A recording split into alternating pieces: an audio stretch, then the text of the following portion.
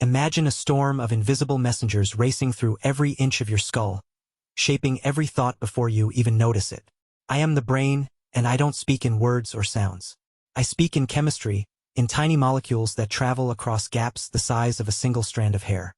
Every memory you cherish, every decision you make, every heartbeat that keeps you alive, starts with a single chemical whisper. Think of me as the busiest city on Earth. Inside, there are roughly 86 billion citizens, each one a neuron with its own purpose. They fire, they pause, they send signals, they receive them. If every neuron shouted at once, the streets would jam, the lights would flicker, and the whole system would collapse into chaos. That's why I rely on a far smarter method of communication. Neurotransmitters, the silent couriers that glide across the synaptic cleft. When an electrical impulse races down a neuron's axon, it reaches a tiny canyon called the synapse. Electricity alone can't leap that gap, so I release a burst of chemicals. Those molecules drift across the microscopic space, dock onto receptors on the next neuron, and allow the message to continue. Without that handoff, my network would grind to a halt, and consciousness itself would fade. But not all messengers carry the same instruction. Some shout, "Go," pushing activity forward. Others whisper, "Hold back," pulling the signal down. This push-pull dance is the essence of balance. Too much excitement and the circuits overload, leading to seizures or excitotoxic damage. Too much inhibition and everything slows to a crawl, leaving you foggy and unmotivated. Health isn't about having more chemicals. It's about having the right ones at the right moment in the right place. Scientists often split these messengers into two teams. The accelerators fire excitatory signals that drive you to learn, move, and react. The stabilizers release inhibitory signals that keep the noise down, letting important messages shine through. Imagine a car without brakes. You could speed forever, but you'd never stop safely.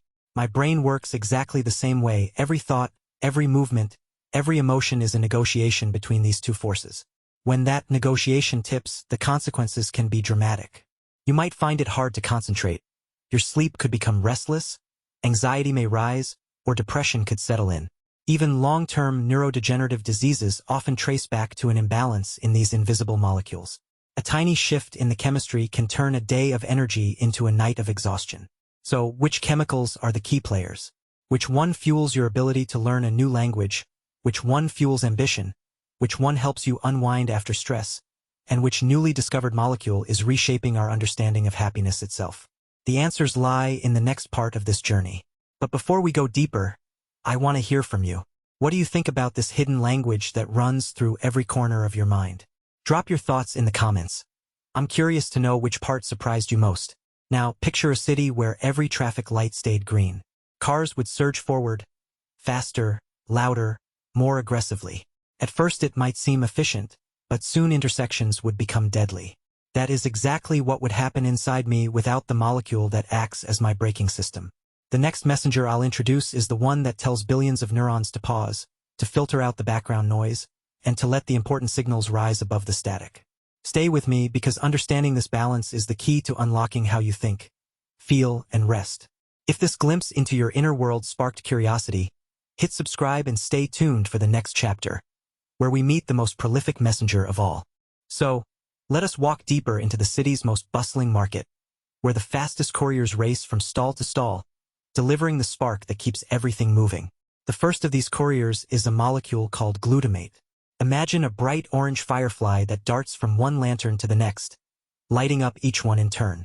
Every time you recognize a familiar face, solve a puzzle, or pick up a new skill, glutamate is the one who flips the switch. Glutamate is the most common excitatory messenger in the brain. It is present in almost every corner of the gray matter, waiting in tiny vesicles at the end of each axon. When an electrical pulse arrives, the vesicle opens, and glutamate spills into the synaptic gap. It then binds to receptors on the neighboring neuron, opening tiny doors that let positively charged ions rush in. That influx creates a new electrical pulse, and the message continues its journey. Without glutamate, the brain would be a silent library, each page unread, each thought unspoken. Learning a language, mastering a sport, even recalling where you left your keys would become a monumental struggle. The world would feel flat, as if the colors had been drained from a painting. But there is a flip side to every bright light. If too many fireflies shine at once, the night sky becomes blinding. In the brain, An excess of glutamate can overactivate neurons, causing them to become damaged or die. Scientists call this phenomenon excitotoxicity. It is a key player in the damage that follows a stroke, in the aftermath of a severe head injury, and in the slow decline seen in several neurodegenerative conditions. The lesson here is simple. Even the most essential messenger must be kept in balance. Now, picture yourself reaching for a steaming mug of coffee. The intention to move is already formed, but the muscles need a precise command to contract. That command is carried by a different messenger: acetylcholine. Think of acetylcholine as the bridge that connects the brain's planning department with the body's execution crew. When a motor neuron releases acetylcholine into the tiny gap between nerve and muscle, the muscle fibers receive the signal to tighten, to relax, to flex. Every blink, every smile, every step you take relies on this chemical handshake. But acetylcholine does more than just move you. Inside the cerebral cortex, it sharpens attention, helps encode new memories, and keeps the brain's networks flexible enough to adapt to new information. When the cells that produce acetylcholine begin to falter, the effects ripple through both movement and cognition. This is one of the hallmarks of Alzheimer's disease, where the loss of these cells contributes to the memory lapses and confusion that define the condition. Next, let us turn to a messenger that has captured the public imagination, yet is often misunderstood: dopamine. Many hear the term and think of pleasure, of the rush you feel after a good laugh or a tasty bite. While dopamine does play a role in reward, its deeper purpose is to act as a motivational compass. Imagine you are climbing a steep hill. The view at the summit is rewarding, but the real driver is the belief that each step brings you closer to that view. Dopamine fuels that belief, assigning value to goals and nudging you to keep moving forward. When dopamine pathways function well, you feel eager to start a project, you persist through challenges, and you experience a sense of purpose. When they are out of sync, even simple tasks can feel like insurmountable obstacles. Motivation wanes, interest dulls, and the world can seem gray. Moreover, repeated exposure to strong rewards, whether from sugary foods, gambling, or endless scrolling on a screen, can reshape dopamine receptors, making the same stimulus less effective over time. This adaptation explains why habits can become harder to break and why new, healthier pursuits may feel less rewarding at first. A close companion to dopamine is norepinephrine, the brain's emergency broadcast system. Picture yourself reading quietly when someone calls your name from across the room. In an instant, your attention snaps, your heart quickens, and your senses sharpen. Norepinephrine is the chemical that flips that switch. It heightens alertness, improves focus, and prepares the body for rapid response. In moderate amounts, norepinephrine enhances performance, helping you zero in on a problem or react swiftly to danger. Too much, however, turns the spotlight into a floodlight, flooding the mind with anxiety and making every minor distraction feel urgent. Chronic elevation of norepinephrine is a hallmark of prolonged stress, and it can wear down the brain's capacity to regulate mood and cognition. The modern world, with its constant pings and notifications, often keeps the system on high alert, leaving us feeling perpetually on edge. Now that we have explored the accelerators, let us meet the brakes. The first and most prominent inhibitory messenger is gamma-aminobutyric acid, or GABA. Imagine a city where every traffic light stayed green. Cars would speed endlessly, collisions would multiply, and chaos would reign. GABA acts as the red light at every intersection, telling neurons when to pause, when to hold back, and when to let the important signals shine through. When a neuron releases GABA into the synaptic gap, it binds to receptors that open channels for negatively charged ions, making the receiving neuron less likely to fire. This quieting effect filters out background noise, stabilizes neural circuits, and creates the calm needed for focused thought and restful sleep. A deficiency in GABA can lead to overexcitation, manifesting as anxiety, insomnia, or even seizures, where large groups of neurons fire in uncontrolled bursts. Working alongside GABA is another inhibitory messenger, glycine. While GABA dominates the brain's cortex, glycine takes the lead in the spinal cord and brainstem, regions that coordinate movement and reflexes. Think of glycine as the safety net that ensures your muscles contract smoothly without jerking. It tempers the excitatory signals that travel down the spinal pathways, allowing you to reach for a glass of water without your arm trembling. Beyond its role in the nervous system, glycine is also a building block for collagen, the protein that gives skin, tendons, and cartilage their strength. In this way, a single molecule bridges communication and construction, highlighting the interconnectedness of the body's chemistry. Now we arrive at a messenger that often gets a one-dimensional label: serotonin. Popular culture calls it the happiness chemical, but that description barely scratches the surface.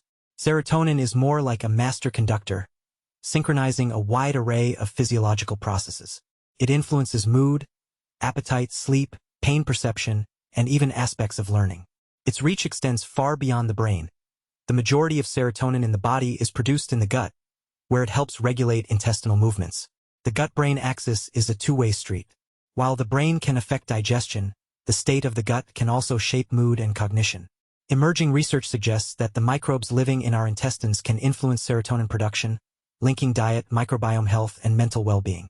This field is still unfolding, but it underscores that the brain does not operate in isolation. It is a hub of a larger network that includes the digestive system, the immune system, and the endocrine system. As daylight fades, another molecule steps onto the stage: melatonin. The eyes contain specialized cells that gauge the amount of light entering the world.